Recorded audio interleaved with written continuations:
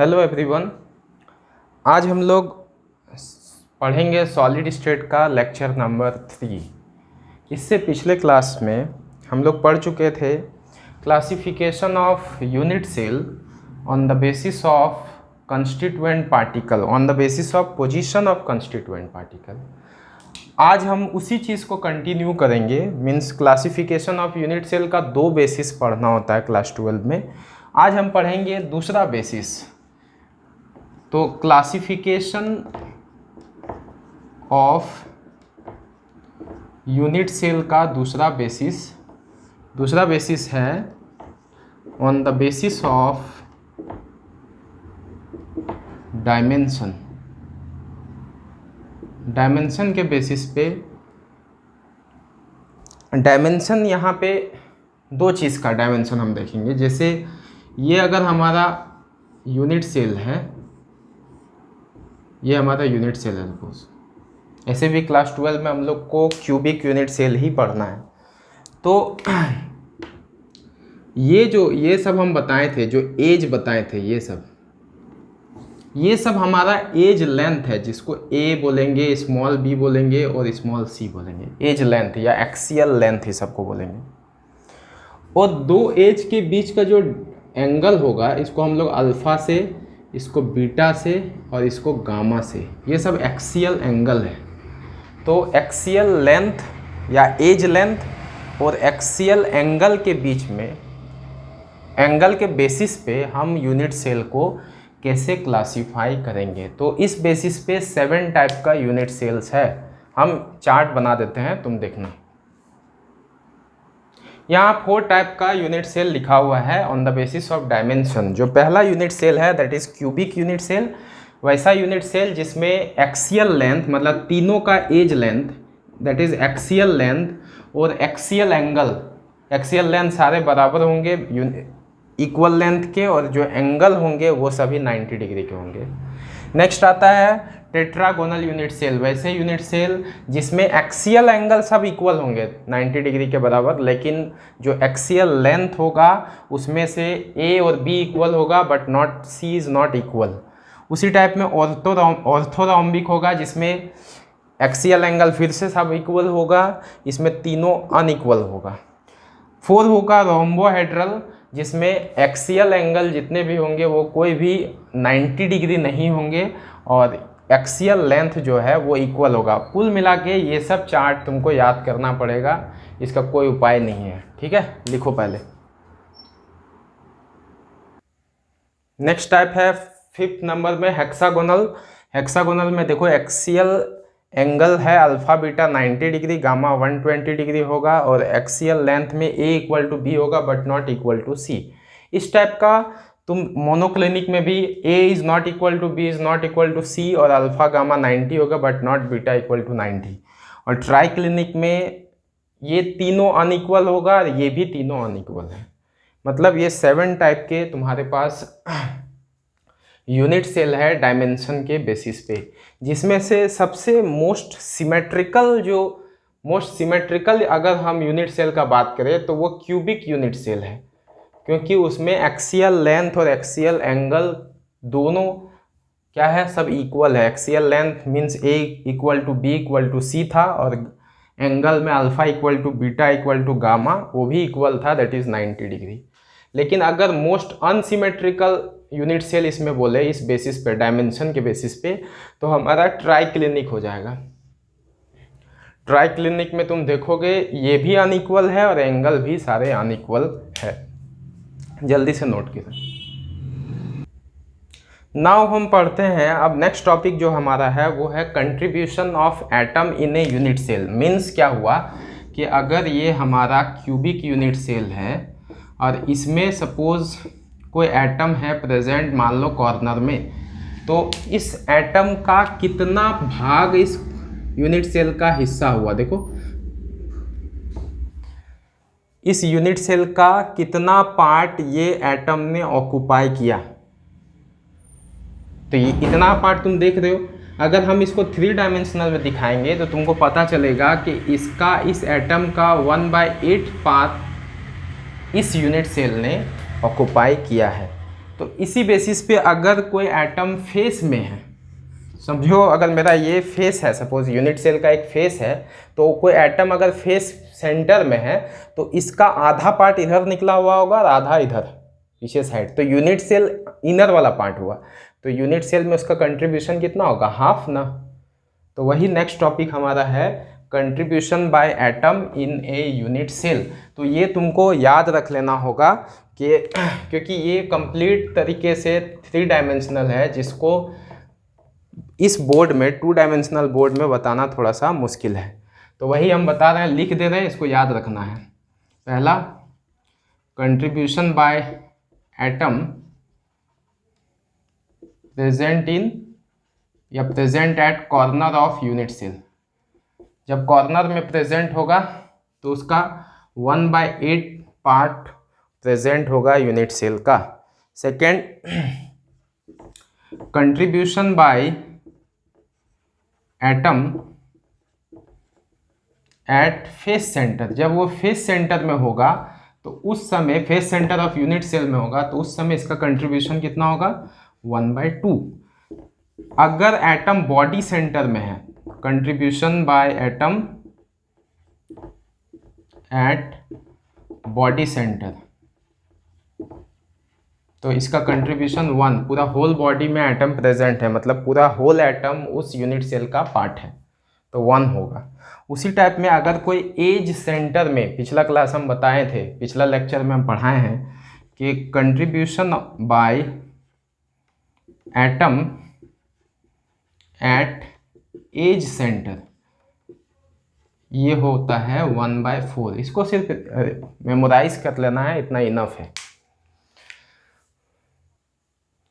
Next जो हमारा topic है वो है calculation of number of atom per unit cell. अब देखो, अभी हम बताए थे कि कोई भी एटम का कंट्रीब्यूशन यूनिट सेल में कैसे होता है। अगर कॉर्नर में है तो 1/8, फेस में है तो 1/2, एज में है तो 1/4, बॉडी सेंटर में है तो 1। तो उसी बेसिस पे अगर हम number of atom per unit cell निकाले हर एक यूनिट सेल का, तो निकालने का कोशिश करते हैं हम लोग। पहले हम निकालते हैं FC या सिंपल क्यूब में निकालते हैं। पहले हम simple cubic unit cell, simple cubic unit cell किसको बोलते हैं, जिसमें वैसा क्यूबिक यूनिट सेल जिसमें एटम जो प्रेजेंट होगा वो सिर्फ कहाँ होगा, कॉर्नर में होगा। इसी को प्रिमिटिव यूनिट सेल भी बोलते हैं। देखो 8 कॉर्नर में एक एक एटम प्रेजेंट है। तो अगर हम इसका number of atom per unit cell निकालें तो टोटल नंबर ऑफ एटम जो कॉर्नर में प्रेजेंट है वो कितना है, 8 है। और हर एक एटम का कंट्रीब्यूशन कितना है, 1/8। क्योंकि अगर कोई एटम कॉर्नर में रहेगा तो उसका कंट्रीब्यूशन हम तुम लोग को बताएं कि 1/8 होता है। तो हम इसमें क्या लिखेंगे, in simple cube 8 atoms are present at corner, है ना। So number of atom per unit cell कितना होगा, देखो 8 एटम है कॉर्नर में और हर एक का कंट्रीब्यूशन कॉर्नर में कितना होता है, 1/8। तो number of atom per unit cell in simple cubic unit cell is 1। लिखो जल्दी से।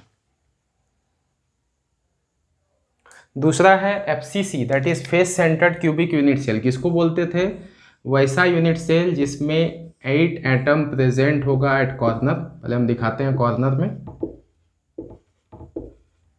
और 6 एटम प्रेजेंट होगा at each face centre. 6 face है इस यूनिट सेल में, तो हर एक फेस में, फेस के सेंटर में एक एक एटम होगा। तो देखो ये 6 एटम है एट फेस सेंटर। तो हम लिखते हैं इन FCC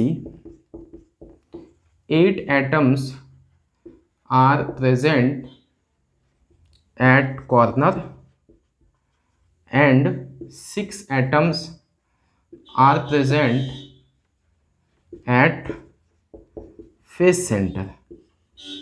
तो सो नंबर ऑफ एटम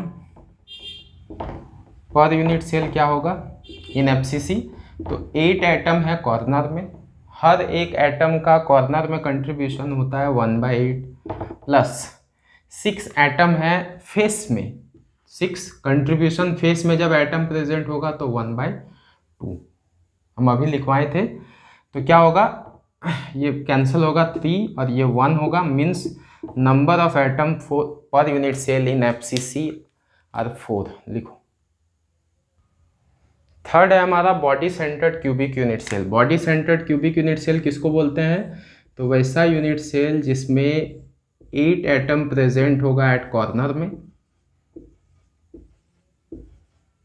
देखो 8 कॉर्नर में प्रेजेंट है, और 1 एटम प्रेजेंट होगा एट बॉडी सेंटर, ये इसके एक सेंटर में एक एटम प्रेजेंट होगा। यही होता है, पढ़ चुके थे हम लोग पिछले लेक्चर में। तो हम लिखते हैं in body centred cubic unit cell 8 atoms are present at corner and 1 atom is present at body center। Body centre में एक एटम है और 8 एटम प्रेजेंट है एट कॉर्नर में। तो नंबर ऑफ एटम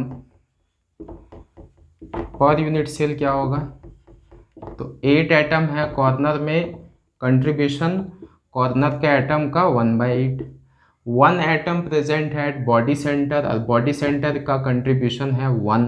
तो total number of atom per unit cell in BCC कितना होगा, 2 होगा। अब देखो इस पे बेस्ट न्यूमेरिकल हम लोग पढ़ते हैं, जो अभी हम पढ़े number of atom per unit cell, उसके बेसिस पे न्यूमेरिकल्स जो एग्ज़ाम में आते हैं वो पढ़ते हैं। पहला न्यूमेरिकल है a compound is formed by 2 element, 2 element से कोई कंपाउंड बना है A and B, in which A atom occupy at corner and B atom at face centre, derive the formula. ठीक है, तो देखो इसको कैसे करेंगे। ए एटम कहाँ ऑक्यूपाई किया है, A atom occupy at corner.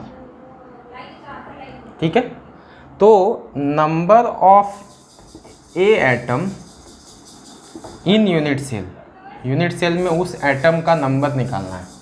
तो कॉर्नर में ए एटम ऑक्यूपाई किया है, कितना कॉर्नर है जी, 8 कॉर्नर है, कंट्रीब्यूशन कितना होता है 1/8, दैट इज हम इसको क्या लिखेंगे 1 हो गया। तो नंबर ऑफ ए एटम कितना हुआ 1।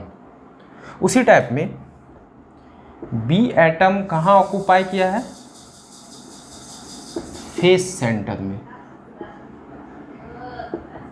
ठीक है, तो नंबर ऑफ बी एटम क्या होगा, तो फेस कितना है 6, कंट्रीब्यूशन 1/2 दैट इज 3। अब हमको number of A atom number of B atom पता चल गया, अब हम उन दोनों का रेशियो निकालेंगे। तो देखो कैसे रेशियो निकालेंगे, A/B। तो नंबर ऑफ ए एटम कितना है 1, नंबर ऑफ बी एटम कितना है 3, तो रेशियो कितना होगा, A 1 है B 3 है, तो मीन्स फॉर्मूला क्या हो जाएगा AB3। This is the formula of that compound. Next जो हमारा पार्ट है सॉलिड स्टेट का, वो है close packing in the crystal. किसी भी क्रिस्टल में जो एटॉमिक स्फीयर है या कंस्टिट्यूएंट पार्टिकल है, उसका पैकिंग किस तरीके से, कितने तरीके से हो सकता है। तो पहले हम लोग समझते हैं कि क्लोज पैकिंग का मतलब क्या होता है। क्लोज पैकिंग एक तरीका है, एक प्रोसेस है किसी भी क्रिस्टल में कंस्टिट्यूएंट पार्टिकल को अरेंज करने का, ताकि वह मैक्सिमम अवेलेबल स्पेस को ऑक्यूपाई कर ले। मतलब वैसा process, the process of arrangement of constituent particle, ये सभी हमारा कंस्टिट्यूएंट पार्टिकल है, एटॉमिक स्फीयर है, इसको इस तरीके से पैक करना है कि वह उस क्रिस्टल लैटिस का, मान लो ये हमारा एक क्रिस्टल लैटिस है, उसका मैक्सिमम अवेलेबल स्पेस को ऑक्यूपाई कर ले। मैक्सिमम 100% स्पेस को ऑक्यूपाई नहीं कर सकता है, क्योंकि जो कंस्टिट्यूएंट पार्टिकल्स होते हैं वो एटम होते हैं आयन्स होते हैं, मॉलिक्यूल्स होते हैं। और एटम का सबसे बड़ा दिक्कत क्या है, एटम स्फेरिकल शेप है। अगर एटम स्क्वायर शेप का होता तो ये मान लो अगर क्रिस्टल लैटिस है तो स्क्वायर शेप को अगर हम इसमें पैक करते तो ये 100% क्या हो जाता, पैक हो जाता। देखो इसमें कहीं तुमको खाली जगह नहीं दिख रहा है, कहीं दिख रहा है? तो एटम का स्फेरिकल शेप होने के वजह से इसमें बहुत सारे वैकेंट स्पेस बच जा रहे, देख रहे हो? इस वैकेंट स्पेस का आगे हम लोग पढ़ेंगे, इसको बोलते हैं वॉइड्स।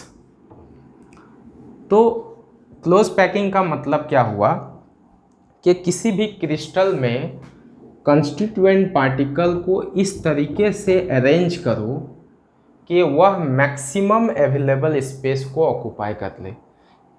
देखो अगर हम इस तरीके से अरेंज किए लाइन बाय लाइन तो इसमें बहुत जगह खाली स्पेस तुमको बच जा रहा है, देख रहे हो ना? ये सभी खाली स्पेस का नाम है वॉइड्स, ठीक है? तो क्लोज पैकिंग का पहले मीनिंग लिखते हैं। तो वही लिखे हैं, close packing is the process of arrangement of atom in such A way that it occupy maximum available space, that is called close packing. Next जो तुम्हारा टॉपिक है वो है हमारा कोऑर्डिनेशन नंबर, जो एग्जाम में आता है। देखो कोऑर्डिनेशन नंबर होता क्या है, हम सपोज एक क्लोज पैकिंग करके दिखाते हैं। ये मान लो हम एक क्लोज पैकिंग किए हैं, इसमें कंस्टिट्यूएंट पार्टिकल को पैरेलली अरेंज करते हैं, ठीक है? या फिर पहले हम वन डायमेंशन में दिखाते हैं। सपोज हम वन डायमेंशन में कंस्टिट्यूएंट पार्टिकल को अरेंज किए। तो अगर हम बात करें कि कोई एक एटॉमिक स्फीयर का या एक कोई कंस्टिट्यूएंट पार्टिकल तुम ले लो, ठीक है?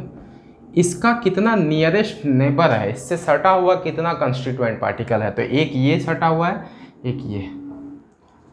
तो कोई भी क्रिस्टल लैटिस में कोई भी एटम के जितने नियरेस्ट नेबर पार्टिकल्स होंगे, ठीक है, उसको हम लोग बोलते हैं इसका कोऑर्डिनेशन नंबर। जैसे इस क्रिस्टल में जो वन डायमेंशन में हम अरेंज किए थे, इसमें अगर एटम का कोऑर्डिनेशन नंबर हम बोले तो इसमें कोऑर्डिनेशन नंबर कितना होगा, 2 होगा। तो वही लिखे हैं कोऑर्डिनेशन नंबर का meaning, the total number of nearest neighbour of any constituent particle in the crystal lattice.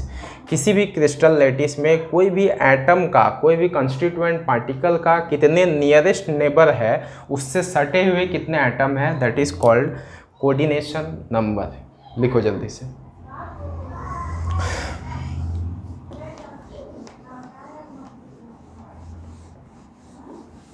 Next हम पढ़ते हैं, अब हम लोग पढ़ते हैं एक एक करके, close packing in one dimension, close packing in 2 dimension, ये सब। तो पहला जो हम पढ़ेंगे दैट इज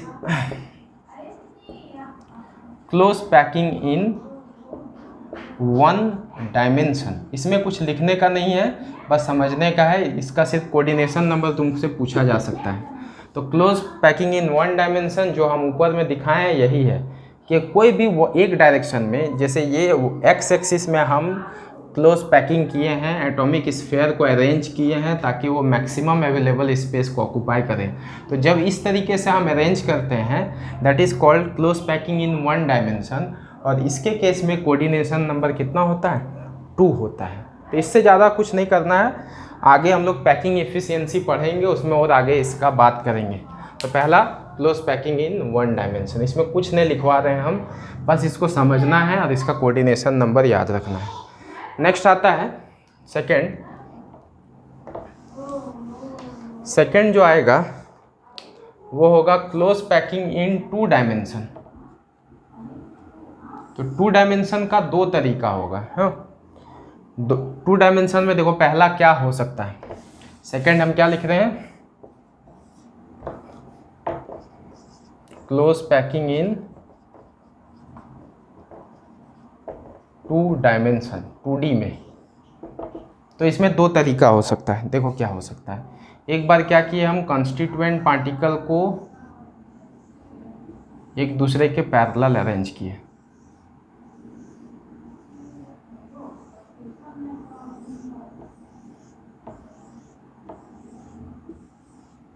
ठीक है। और एक बार क्या किए,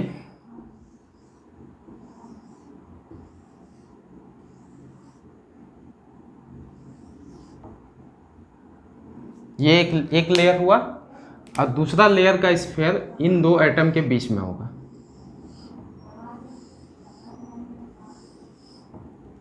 फिर तीसरा लेयर इससे पैरेलल होगा।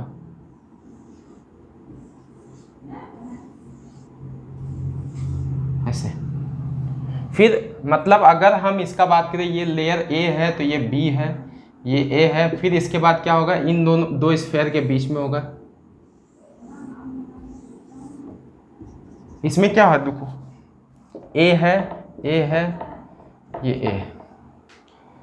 तो इस टाइप का जो अरेंजमेंट है ए टाइप का 2 डायमेंशन में, इसको बोलते हैं square close packing.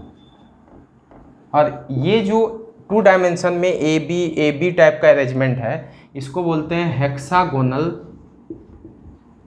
Close packing. ऐसा इसलिए बोलते हैं क्योंकि जब क्लोज पैकिंग करते हैं तो इसमें देखो तुम स्क्वायर का फॉर्मेशन हो रहा है, और इसमें क्या होगा, हेक्सागोन का फॉर्मेशन होगा। अगर हम